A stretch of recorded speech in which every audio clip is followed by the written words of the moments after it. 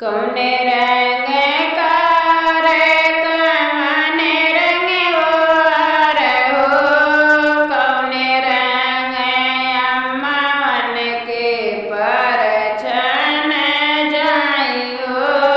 कौने रंग अम्मन के लाल रंग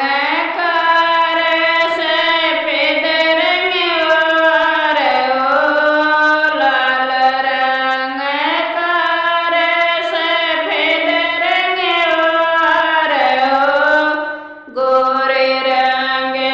अम्मन के परछन जाइयो, गोरे रंग अम्मन के परछन जाइयो, गोरे रंग अम्मन के कौने